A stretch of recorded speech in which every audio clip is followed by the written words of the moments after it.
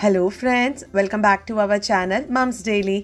ഇന്ന് ഞാൻ വന്നിരിക്കുന്നത് അരിപ്പൊടി കൊണ്ട് ഉണ്ടാക്കുന്ന അതും ചെമ്പ അരിപ്പൊടി കൊണ്ട് ഉണ്ടാക്കുന്ന ഒരു അടിപൊളി മധുരത്തിന്റെ റെസിപ്പി ആയിട്ടാണ്. നമുക്ക് പെട്ടെന്ന് തന്നെ നമ്മുടെ കുഞ്ഞുങ്ങൾക്കൊക്കെ ഒരു 10 മിനിറ്റിനകത്ത് ഉണ്ടാക്കി കൊടുക്കാൻ പറ്റുന്ന ഈ ഒരു സോഫ്റ്റ് ആയിട്ടുള്ള ഒരു അരിപ്പൊടി കൊണ്ട് ഉണ്ടാക്കുന്ന ലഡ്ഡു എങ്ങനെ ഉണ്ടാക്കാമെന്ന് കണ്ടു നോക്കാം.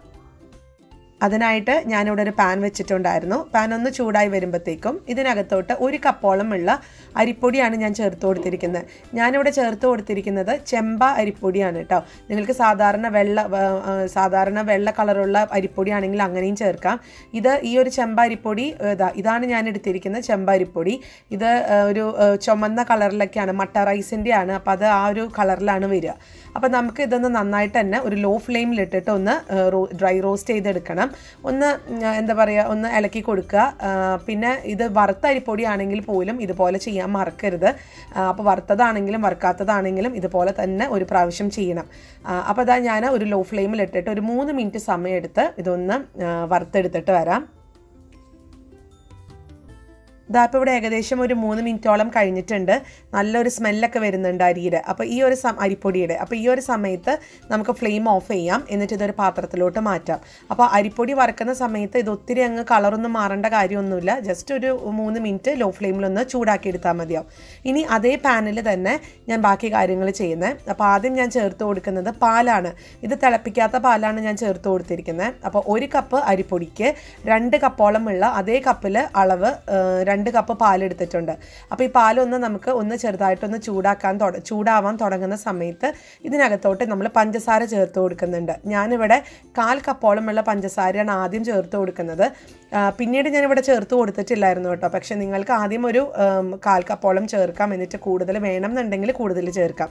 ഞാനിവിടെ ഒത്തിരി മധുരത്തിൽ എടുത്തിട്ടില്ല, ഒരു മീഡിയം മധുരത്തിൽ എടുത്തിട്ടുള്ളൂ. അപ്പോൾ ഇതൊക്കെ നന്നായി മിക്സ് ആയി കഴിഞ്ഞാൽ പിന്നെ ഞാൻ ചേർക്കുന്നത് തേങ്ങയാണ്. ഇത് തികച്ചും ഓപ്ഷണലാണ്, വേണമെന്ന് ഒരു നിർബന്ധമൊന്നുമില്ല, ഉണ്ടെങ്കിൽ മാത്രം ചേർക്കുക. അപ്പോൾ ഇതിവിടെ ചേർക്കുന്നത് ഡെസിക്കേറ്റഡ് കോക്കനട്ട് എന്ന് പറഞ്ഞിട്ട് നമുക്ക് ഡ്രൈഡ് ആയിട്ടുള്ള തേങ്ങാപ്പൊടി കിട്ടും. അതാണ് ഞാൻ ചേർത്ത് കൊടുക്കുന്നത്. ഇതിന് പകരം നിങ്ങൾക്ക് ഫ്രഷ് ആയിട്ടുള്ള തേങ്ങ ഉണ്ടെന്നുണ്ടെങ്കിൽ അതാണെങ്കിലും ചേർത്ത് കൊടുക്കാം. അപ്പോൾ ഇനി നമുക്ക് ഇതിനകത്തോട്ട് അടുത്തത് നെയ്യാണ് ചേർത്ത് കൊടുക്കേണ്ടത്. നെയ്യും തികച്ചും ഓപ്ഷണലാണ്. പിന്നെ നമുക്ക് നല്ല സ്വാദൊക്കെ വേണം എന്നുണ്ടെങ്കിൽ നെയ്യ് ചേർക്കാമെന്ന് മാത്രം. നെയ്യില്ലാതെയും ഞാൻ ഉണ്ടാക്കാറുണ്ട്, അതിനും രുചി തന്നെയാണ്. അന്നേരം നല്ലൊരു ഹെൽത്തി റെസിപ്പി ആയിട്ട് തന്നെ ഇരിക്കും. നെയ്യ് ഇപ്പോൾ കഴിക്കേണ്ട എന്ന് തോന്നുന്ന ആൾക്കാർക്ക് നെയ്യ് ഒഴിവാക്കാം കേട്ടോ. അപ്പോൾ ഇതാ നെയ്യ് ഞാൻ നമ്മുടെ ഇഷ്ടത്തിനനുസരിച്ച് ചേർക്കുക. ഞാനിപ്പോൾ ഇവിടെ 2 ടീസ്പൂണോളം നെയ്യ് ചേർത്ത് കൊടുത്തിട്ടുണ്ട്. എന്നിട്ട് ഇതാ നമുക്ക് നന്നായിട്ട് തന്നെ ഒന്ന് മിക്സ് ചെയ്യാം. അപ്പോൾ ഈ പാലിൻ്റെ ഈ സൈഡിലൊക്കെ ഒന്നും കൂടി ഒന്ന് തിളച്ച് വരണം. അതുവരെ ഒന്ന് വെയിറ്റ് ചെയ്യണം. അപ്പോൾ ഇതിൻ്റെ സൈഡിലൊക്കെ ഇങ്ങനെ തിളച്ച് വരാൻ തുടങ്ങിയിട്ടുണ്ട്. അപ്പോൾ ഈ ഒരു സമയത്ത് നമുക്ക് ഫ്ലെയിം ഒന്ന് ലോയിലോട്ട് മാറ്റാം. എന്നിട്ട് നമ്മൾ വറുത്ത് വെച്ചിരിക്കുന്ന അരിപ്പൊടി നമുക്ക് കുറേശ്ശെ ആയിട്ട് ചേർത്ത് കൊടുത്ത് ഒന്ന് മിക്സ് ചെയ്തെടുക്കണം.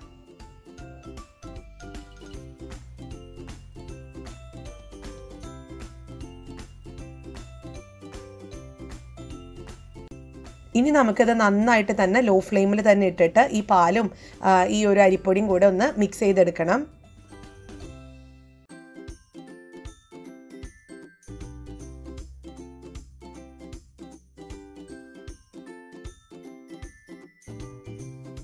അതുപോലെ തന്നെ ഇപ്പോൾ നിങ്ങൾക്കിത് ഒത്തിരി ഡ്രൈ ആയിട്ട് തോന്നുവാണെന്നുണ്ടെങ്കിൽ അത് കുഴപ്പമില്ല. നമുക്കത് നമ്മളിത് മാറ്റുന്ന സമയത്ത്, ഇത് കുഴയ്ക്കുന്ന സമയത്ത് നമുക്ക് വേണമെന്നുണ്ടെങ്കിൽ കൂടുതൽ പാല് ചേർക്കാം. ഇപ്പോൾ പാലൊന്നും ചേർക്കുന്നില്ല, പക്ഷെ പിന്നീട് ഞാൻ പാല് ചേർക്കുന്നുണ്ട്. അതുപോലെ തന്നെ ഇപ്പം ഞാൻ 1 ടേബിൾ സ്പൂണോളം നെയ്യും കൂടെ ഒഴിച്ചു കൊടുത്ത് ഒന്നും കൂടി ഒന്ന് മിക്സ് ചെയ്യുന്നുണ്ട്. അപ്പോൾ ഞാൻ ഫ്ലെയിമൊക്കെ ഓഫ് ആക്കിയിട്ടുണ്ട് കേട്ടോ. ഇനി ഇതൊരു കിച്ചൺ കൗണ്ടർ ടോപ്പിലോട്ടൊന്ന് മാറ്റി വെച്ചിട്ട് ഇതൊന്ന് ചെറു ചൂടോടെ കൂടെ തന്നെ നമുക്കിതൊന്ന് കുഴച്ചെടുക്കണം. അതായത് നമ്മുടെ കൈക്ക് കുഴച്ചെടുക്കാൻ പറ്റുന്ന ചൂടോട് കൂടെ ഒന്ന് കുഴച്ചെടുക്കാം. അപ്പോൾ അതിനായിട്ടൊരു ബൗളിലോട്ട് മാറ്റിയിട്ടുണ്ട്. ഇനി ഞാനൊന്ന് നന്നായിട്ട് തന്നെ ഒന്ന് കുഴച്ചെടുക്കുന്നുണ്ട്. ഞാൻ നേരത്തെ പറഞ്ഞ പോലെ കുഴയ്ക്കുന്ന സമയത്ത് നിങ്ങൾക്കത് ഒത്തിരി ഡ്രൈ ആയിട്ട് തോന്നുവാണെന്നുണ്ടെങ്കിൽ തിളപ്പിച്ച ചെറു ചൂടുള്ള പാല് നമുക്കിതുപോലെ ഒന്ന് ആവശ്യത്തിനനുസരിച്ച് ഒഴിച്ചു കൊടുത്ത് നമുക്കിതൊന്ന് കുഴച്ചെടുക്കണം. ഇതിനകത്ത് നമ്മൾ വെള്ളം എന്ന് പറയുന്നത് ചേർക്കുന്നേ ഇല്ല കേട്ടോ, പാല് മാത്രമേ ചേർക്കുന്നുള്ളൂ. എന്നിട്ട് ഇതൊന്ന് സോഫ്റ്റായി കിട്ടുന്നത് വരെ ഒന്ന് ഇളക്കി കൊടുക്കാം, മിക്സ് ചെയ്ത് കൊടുക്കണം. അതുപോലെ തന്നെ നെയ്യ് ഞാൻ അല്പം കൂടെ ഏകദേശം 1 ടേബിൾ സ്പൂണും കൂടെ നെയ്യ് ഞാൻ ചേർത്ത് കൊടുക്കുന്നുണ്ട്. നെയ്യൊക്കെ ചേർത്ത് കൊടുക്കുമ്പോൾ നല്ലൊരു സ്വാദാണ്. ഇതൊരു പേടയുടെ ഒക്കെ ഒരു സ്വാദായിട്ട് നമുക്ക് നമുക്ക് വരും. ഇത് ലാസ്റ്റ് ഇതൊരു ലഡു ആയിട്ട് കഴിക്കുന്നതെങ്കിലും ഒരു പേടയുടെ സ്വാദാണ് വരിക. അപ്പോൾ എന്തായാലും ഞാൻ നന്നായിട്ടൊന്ന് കുഴച്ചെടുത്തിട്ട് വരാം. അപ്പോൾ നല്ല അതായിട്ട് സോഫ്റ്റായിട്ട് വന്നിട്ടുണ്ട്. ഇനി നമുക്ക് കയ്യിൽ അല്പം നെയ്യ് ഒന്ന് തടവി കൊടുക്കാം, അല്ലെങ്കിൽ പച്ചവെള്ളം ആയാലും മതി. എന്നിട്ട് നമുക്ക് ഇതൊന്ന് ഉരുളകളാക്കി ഒന്ന് എടുക്കണം. ഞാനിതിപ്പോൾ ഒരു ലഡുവിൻ്റെ ഒക്കെ ഒരു ഷേപ്പിലാണ് ഇത് ഉണ്ടാക്കിയെടുക്കുന്നത്. ഇനിയിപ്പോൾ അതല്ല നിങ്ങൾക്ക് ഇതൊരു പേടയുടെ പോലെയൊക്കെയാണ് എടുക്കേണ്ടത്, വട്ടത്തിലാണ് എടുക്കേണ്ടത് എന്നുണ്ടെങ്കിൽ അതുപോലെ ചെയ്യാം. എന്നിട്ട് നടുവിലൊരു കുഞ്ഞൊരു കുഴിയും കൂടെ കൊടുക്കുക. അപ്പോൾ നമ്മുടെ പേടയൊക്കെ ഒരു ഷേപ്പിലൊക്കെ വരും കേട്ടോ. ഇതിപ്പോൾ ഞാൻ നല്ല സ്മൂത്തായിട്ടുള്ള ഒരു ലഡുവിൻ്റെ പോലെയാണ് എടുത്തിരിക്കുന്നത്. അടിപൊളി സ്വാദാണ്. എല്ലാവരും ഒരു തവണ ട്രൈ ചെയ്ത് നോക്കണം. പിന്നെ ഇതൊരു ചെമ്പാ പുട്ടുപൊടിയൊക്കെ ആയതുകൊണ്ട്, അരിപ്പൊടി ആയതുകൊണ്ടാണ് ഇതിങ്ങനെ ചുമന്നിരിക്കുന്നത്. അതല്ല നിങ്ങൾ സാധാരണ വൈറ്റ് റൈസിൻ്റെ അരിപ്പൊടിയാണ് എടുക്കുന്നത് എന്നുണ്ടെങ്കിൽ നല്ല വെള്ള കളറിൽ നല്ല ലഡു പോലെ ഇരിക്കും കേട്ടോ. നല്ല സ്വാദ്, കാണാനും നല്ല ഭംഗിയുണ്ടാവും. അപ്പോൾ ഇത് ഇങ്ങനെയാണ് ഇരിക്കുന്നത്. നല്ല മെഴുകോട് കൂടി നല്ല സോഫ്റ്റായിട്ടും വന്നിട്ടുണ്ട്. അപ്പോൾ ഞാനിത് ഒരു പ്ലേറ്റിനകത്തോട്ട് മാറ്റി വെക്കുന്നുണ്ട്. അതുപോലെ തന്നെ ബാക്കിയുള്ളതും ഇതുപോലെ ഒന്ന് റൗണ്ട് ചെയ്തെടുത്തിട്ട് വരാം.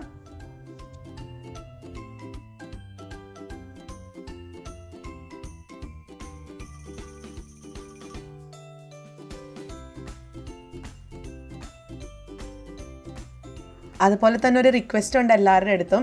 നമ്മുടെ ഈ ഒരു വീഡിയോസൊക്കെ കണ്ടിട്ട് നിങ്ങൾക്ക് ഇഷ്ടപ്പെട്ടിട്ട് ഉണ്ടാക്കിയിട്ടുള്ള റെസിപ്പീസ്, അതിൻ്റെ ഫോട്ടോസൊക്കെ നിങ്ങളുടെ കയ്യിലുണ്ടെന്നുണ്ടെങ്കിൽ ഒന്ന് അയച്ചു തരണം കേട്ടോ. അപ്പോൾ എൻ്റെ മെയിൽ ഐ ഡിയും ഒക്കെ ഞാൻ ഈ ഡിസ്ക്രിപ്ഷൻ ബോക്സിൽ കൊടുക്കാം. അപ്പോൾ നിങ്ങൾ ചിലപ്പം എന്നോട് കുറച്ച് പേരൊക്കെ എന്നോട് ചോദിക്കാറുണ്ട്, ഞങ്ങളുടെ കയ്യിൽ ഫോട്ടോ ഉണ്ട്, അതെങ്ങനെയാണ് ഒന്ന് എത്തിക്കുക എന്നുള്ളത്, എങ്ങനെയാണ് അത് ചേച്ചിയുടെ അടുത്തോട്ട് വരിക എന്നുള്ളത്. അപ്പോൾ അതിന് ഞാൻ എൻ്റെ മെയിൽ ഐ ഡി കൊടുക്കാം. ആ മെയിലിലോട്ട് ഒന്ന് അയച്ചാൽ മതി. അപ്പോൾ എനിക്ക് ഒരു ടെസ്റ്റിമോണി പോലെ നിങ്ങൾ ഉണ്ടാക്കിയത്, അതായത് ഞാൻ ചെയ്തിട്ട് നിങ്ങൾ ഉണ്ടാക്കിയിട്ട് നിങ്ങൾക്ക് ഇഷ്ടപ്പെട്ടിട്ടുള്ളത് റെസിപ്പീസൊക്കെ മറ്റുള്ളവർക്കും കൂടെ കാണുമ്പോൾ അതും മറ്റുള്ളവർക്കൊരു ഇൻസ്പിറേഷനാണ്. പിന്നെ എനിക്കും അതൊരു സന്തോഷമാണ്. അപ്പോൾ നിങ്ങളുടെ കയ്യിൽ അതുപോലെയുള്ള റെസിപ്പീസിൻ്റെ ഫോട്ടോസൊക്കെ ഉണ്ടെങ്കിൽ മറക്കാതെ അയച്ചു തരണം കേട്ടോ. നമ്മുടെ ലഡുകൾ ഇവിടെ റെഡിയാണ്. അപ്പോൾ നമുക്ക് ഇങ്ങനെ തന്നെ കഴിക്കണം എന്നുണ്ടെങ്കിൽ ഇങ്ങനെ തന്നെ കഴിക്കാം. പക്ഷെ ഞാനെന്നതാ ഇതിന് ഒരു കുറച്ചും കൂടെ ഒരു ഭംഗി കൂട്ടാനൊക്കെ വേണ്ടി ഒരു കശുവണ്ടിയൊക്കെ ഇതുപോലെ ഒന്ന് ഒട്ടിച്ച് കൊടുക്കുന്നുണ്ട്. ഇനി ഉണക്കമുന്തിരിയുടെ ആ ഒരു ഫ്ലേവറൊക്കെ ഇഷ്ടമുള്ളവർക്ക് ഉണക്കമുന്തിരി ആണെന്നുണ്ടെങ്കിൽ ഇതിനകത്ത് ഇതുപോലെ ഒന്ന് ചെയ്ത് കൊടുക്കാം. പിന്നെ ഇതുപോലെ കുറച്ച് തേങ്ങ ഇതുപോലെ മാറ്റി വെച്ചിട്ടുണ്ടായിരുന്നു. ഈ തേങ്ങയിൽ ഇത് ഡെസിക്കേറ്റഡ് കോക്കനട്ടാണ് കേട്ടോ. അപ്പോൾ ഇത് ഫ്രഷ് ആയിട്ടുള്ള തേങ്ങ ആണെന്നുണ്ടെങ്കിൽ നിങ്ങൾക്ക് ഉപയോഗിക്കാം. ഇനി നമുക്കിത് ഇതുപോലെ ഒന്ന് പരട്ടിയെടുക്കുക. അപ്പോൾ ഇത് കാണാനും കഴിക്കാനും ഒക്കെ അടിപൊളിയാണ്. ഇടയ്ക്ക് ഈ ഒരു തേങ്ങയുടെ ഫ്ലേവറൊക്കെ കിട്ടുമ്പോഴത്തേക്കും നല്ല സ്വാദാണ്. അപ്പോൾ നമുക്കിനി ബാക്കിയുള്ള ഉരുളകളും ഇതുപോലെ തന്നെ കശുവണ്ടിയൊക്കെ ഒന്ന് ഒട്ടിച്ച് കൊടുത്ത് തേങ്ങ നമ്മൾ ചെരുവിയ തേങ്ങയിലൊക്കെ ഒന്ന് ഉരുട്ടിയെടുത്തിട്ട് വരാം.